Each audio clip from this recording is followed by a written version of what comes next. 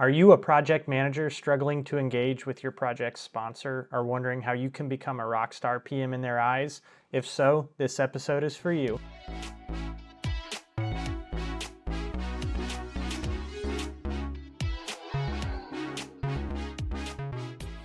Welcome to Better Projects Today, the bite-sized project management podcast helping you to bridge theory and practice in your own work to create better teams, better results, and better projects today. I'm Tyler Norman, and I bring 15 years of experience as a global program leader and mentor. In the complex world of project management, navigating the relationship with your sponsor can be one of the most critical aspects of ensuring that your project finds success. While sponsors are essential for providing direction, resources, support, they can also present challenges that test even the most experienced project managers. Understanding the different types of challenging sponsors and how to effectively manage them can turn potential roadblocks into opportunities to advance in your project and as a PM. First things first, let's start with what is a project sponsor.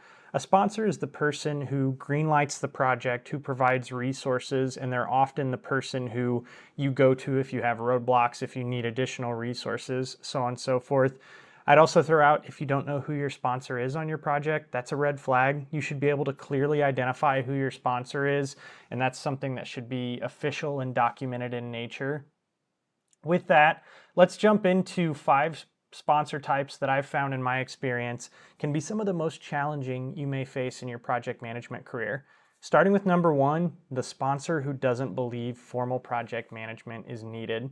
This sponsor views formal project management methodologies as bureaucratic hurdles rather than helpful frameworks, and they might say things like, "We've always done it this way," or "Let's keep it simple, let's make this easy, let's not overcomplicate this." If faced with this type of sponsor, some tips you can use to manage them might be educate them on benefits in light ways, gently introduce the advantages of formal project management, such as better communication, risk management, accountability. Try to demonstrate values in some quick ways, use small wins to showcase how your processes lead to successful outcomes. Customize your approach. A lot of times if you can find middle ground with this type of sponsor, it helps, where if you're not too dogmatic, but you come forward with, "Here's what I need to accomplish, help me get there," they may be willing to come with you. Coming to the second type of sponsor, the sponsor who's unrealistic about timelines and budgets. This sponsor has high expectations that may not align with reality, and they may push for accelerated timelines, minimal budgets, without really understanding the project's complexity. Some things you may hear from this sponsor are, "We just have to get it done. We just have to do it with what we have. We've got to make it work," so on and so forth. Some ways to manage this type of sponsor are: set clear expectations, use data and use past project metrics to illustrate realistic timelines and budget requirements. This doesn't have to be a massive exercise. This can be a similar project in the past took 6 months, so you're asked to do it in 2 is unrealistic. Transparent communication is another key with this sponsor. Keep them informed about progress and any potential risks that could affect deadlines or costs. Sometimes you get this sponsor because they've had projects blow past deadlines in the past and they think that they need to ask for something unrealistic, so that you end up missing that and ending up in a place that they can handle.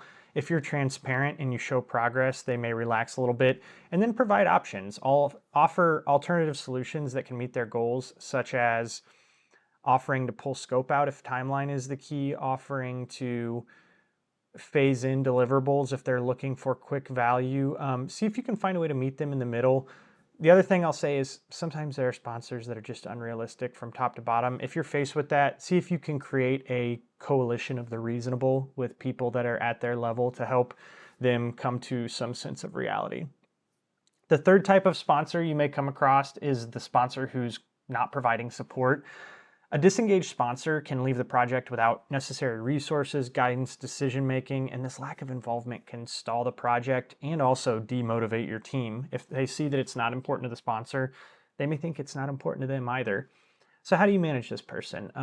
Regular check-ins. Establish routine opportunities to collaborate with this sponsor to keep the sponsor engaged and informed. I purposely didn't use the word meetings there because sometimes a sponsor doesn't provide support because they've got too many meetings and they don't want more. This regular check-in can be, stop by their office if you're in person for a couple minutes, use Loop to give them an update. record a quick video and ask them for any feedback. Whatever you need to do to get this sponsor involved, even if it's outside of a regular meeting, be creative there. And the best thing you can do is ask the sponsor, what can I do to keep you up to speed without getting onto your calendar too much or whatever the problem is. Another strategy for this sponsor is clarify roles and responsibility. Ensure that they understand the importance of their role and how it fits into the project's success. Sometimes you'll hear from sponsors like this, they say, let me know if you need anything. And it's important to educate them that their role isn't strictly just showing up when needed. It's also coming along for the ride.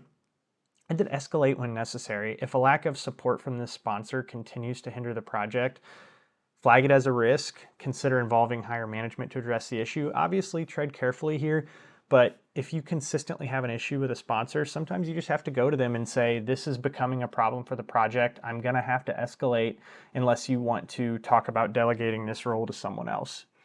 The fourth type of challenging sponsor is the one who wants to be involved in far too many details. Engagement from a sponsor is great, but a sponsor who micromanages can slow down the project and undermine your authority as a PM.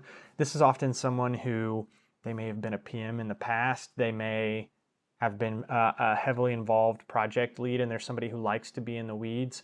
Some ways to manage this sponsor is provide high-level updates, focus on delivering concise, strategic information instead of pulling them into the weeds where they may be enticed to stay there. Define boundaries, clearly outline roles and responsibilities to establish a healthy working dynamic and allow them to easily see how they're empowering the people below them, and then acknowledge their input. Show appreciation for their involvement while gently steering them towards higher level concerns so that they don't feel like they're being shut out of their project. Lastly, number 5, I wanted to include one example of a great sponsor, the unicorn, the sponsor who provides the perfect level of support and involvement. This sponsor finds a way to strike balance between providing guidance and then allowing you the autonomy to manage the project effectively. They're engaged, they're responsive, and they trust your expertise. It's important, if you find yourself in this situation with a sponsor like this, continue to foster this relationship so it doesn't change over time. First things first, build trust, deliver results, be transparent, make sure that they are reinforced in their confidence in your abilities. When it comes to communication, keep the updates regular, be proactive in seeking their input when needed. Make sure that they understand they don't need to push for more involvement or feel like they can fade into the distance because you're engaging them as needed. And then express appreciation. If you've got a sponsor that's doing a great job and is providing the right level of support, tell them that and highlight how it contributes to the project's success. One key here for any of these types of sponsors and for every project that I would recommend for any project manager is hold a sponsor training at the start of your project. Often you have to disguise this in terms of an alignment discussion, but this is something I try to do with every project where I sit down with the sponsor early on and we talk about what the expectations are for me, what they need from a communication perspective, from when they would like to be involved in an escalation perspective. And during that discussion, I'm also telling them what I need from them. So this is, they talk about escalation and when they would want to be involved. And I also flag at that same time, when we bring you these regular deliverables, here's the turnaround we need to keep progress.